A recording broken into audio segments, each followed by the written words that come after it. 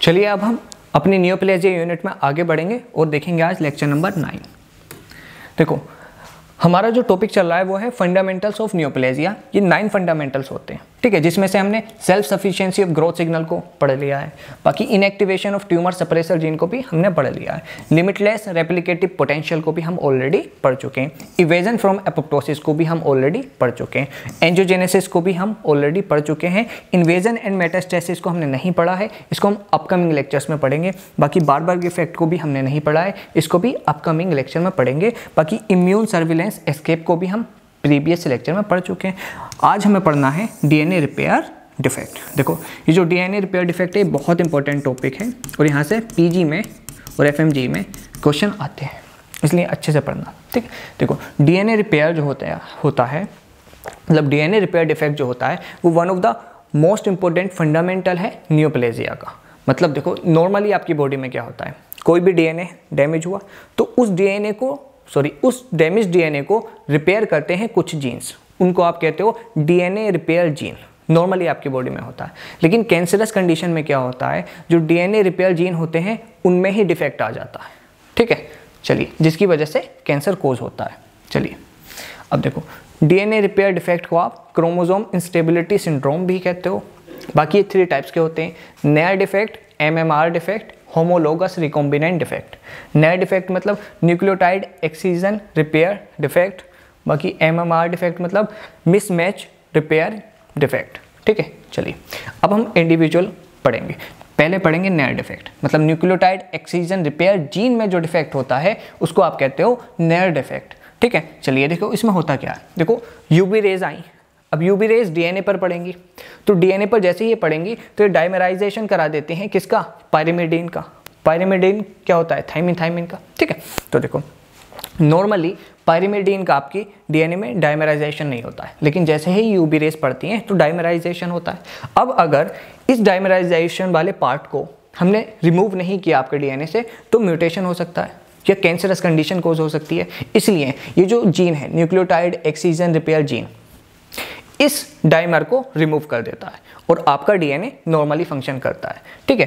तो ये जो पायरिमिडीन का डाइमर है ये एक्साइज्ड हो गया, एक्साइज्ड मतलब रिमूव हो गया बाय NER जीन मतलब नेयर जीन, ठीक है। यह है नॉर्मल मैकेनिज्म। लेकिन मान लो अगर नेयर जीन में डिफेक्ट हो जाएगा, मतलब NER जीन में डिफेक्ट हो जाएगा तो ये पायरिमिडीन का डाइमर रिमूव नहीं हो पाएगा, जिसकी वजह से कॉम्प्लिकेशन आते हैं, जैसे कि हो जाता है जीरोडर्मा पिगमेंटोसा। जीरोडर्मा पिगमेंटोसा में क्या होता है, स्क्वेमस सेल कार्सिनोमा और basal cell carcinoma of skin हो जाता है, ठीक है। तो नॉर्मल सा इतना समझो कि नेयर डिफेक्ट में क्या हो रहा है, यूवी रेज आई, उसने आपके डीएनए को डैमेज किया। डीएनए को डैमेज किस तरह से किया कि पायरिमिडीन का डाइमराइजेशन करा दिया, ठीक है। तो अगर आपकी बॉडी में नेयर जीन मतलब nucleotide excision repair gene active है तो वो इस डाइमराइजेशन को निकाल देगा और आपको जीरोडर्मा पिगमेंटोसा डिसीज नहीं होगी। लेकिन क्या होता है अगर नेयर जीन में डिफेक्ट आ जाए, मतलब न्यूक्लियोटाइड एक्सीजन रिपेयर जीन में डिफेक्ट आ जाए तो ये जो डाइमराइजेशन बना हुआ है यूवी रेज की वजह से ये रिमूव नहीं हो पाएगा, तो आपको हो जाएगी जीरोडर्मा पिगमेंटोसा डिसीज, जिसमें होता है स्क्वेमस सेल कार्सिनोमा और basal cell carcinoma of skin, ठीक है। चलिए आगे चलते हैं। अब देखते हैं MMR डिफेक्ट।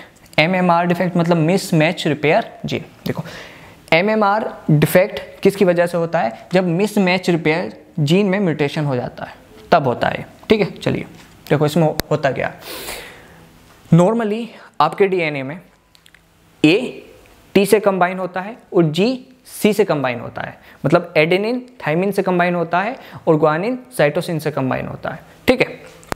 चलिए लेकिन मान लो किसी वजह से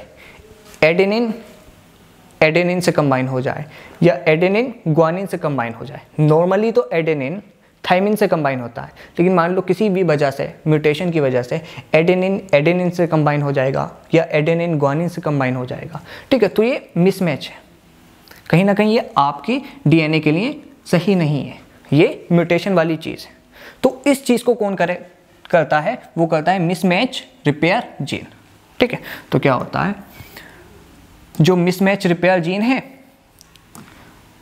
जिसको स्पेल चेकर भी कहते हो, वो इसको करेक्ट कर देता है। मिसमैच रिपेयर जीन के एग्जाम्पल हैं MCH1 या MSH2, ठीक है, याद होने चाहिए आपको।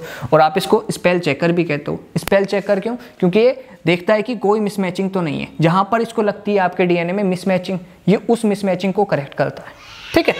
लेकिन मान लो अगर MMR जीन में ही डिफेक्ट हो जाए तो ये जो मिसमैचिंग हुई है ये करेक्ट नहीं होगी। मतलब अगर ये करेक्ट नहीं होगी तो आपकी बॉडी में कुछ ना कुछ कॉम्प्लिकेशंस होंगे।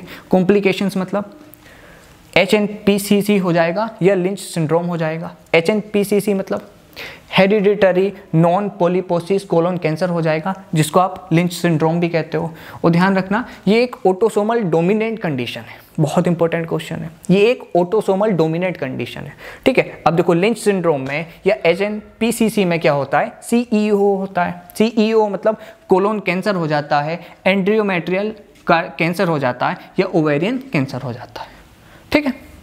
उम्मीद है ये समझ में आया होगा। अब हम आगे बढ़ते हैं और देखते हैं होमोलोगस रिकॉम्बिनेशन। चलिए देखो, अगर आपका डबल स्ट्रैंडेड DNA ब्रेक हो जाता है तो ये करेक्ट होता है होमोलोगस रिकॉम्बिनेंट जीन के थ्रू। लेकिन मान लो अगर होमोलोगस रिकॉम्बिनेंट जीन में डिफेक्ट आ जाए तो आपका ये डबल स्ट्रैंडेड DNA ब्रेक ही रहेगा, ये ज्वाइन नहीं होगा। मतलब तो कुछ ना कुछ आपकी बॉडी में कॉम्प्लिकेशंस आएंगे।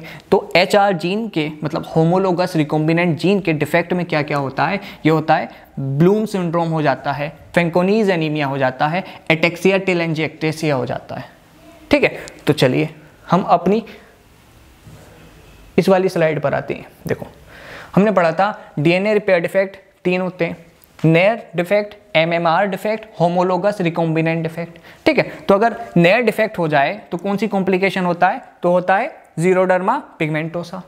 बाकी अगर MMR डिफेक्ट हो जाए तो कौन सी कॉम्प्लिकेशन होती है, तो होती है HNPCC या लिंच सिंड्रोम, जो कि एक ऑटोसोमल डोमिनेंट कंडीशन है, ठीक है। बाकी HNPCC मतलब hereditary non polyposis colon cancer, जिसमें CEO इन्वॉल्व था, मतलब colon cancer, endometrial cancer, ovarian cancer, ठीक है।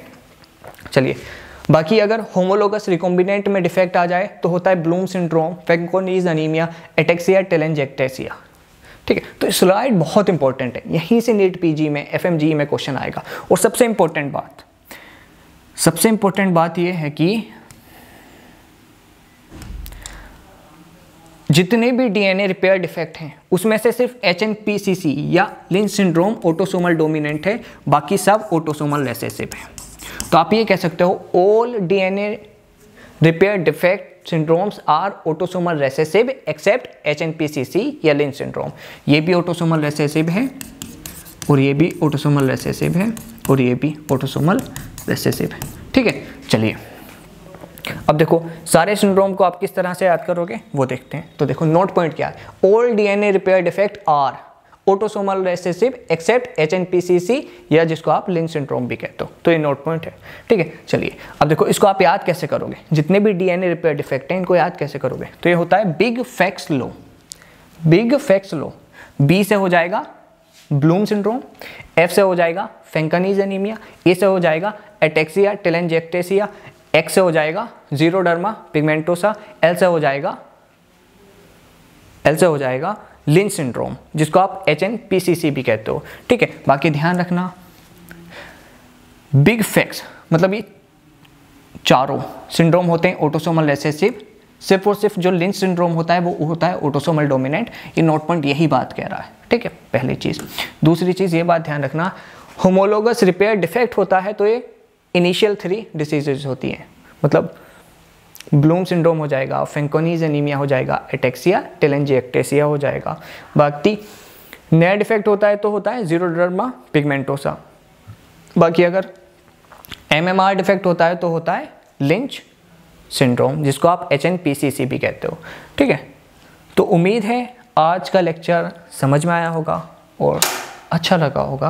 और अगर कुछ कमी दिखी आपको या कुछ और इम्प्रूवमेंट चाहते हैं तो हमें बताइए, हम इम्प्रूव करेंगे। Thank you.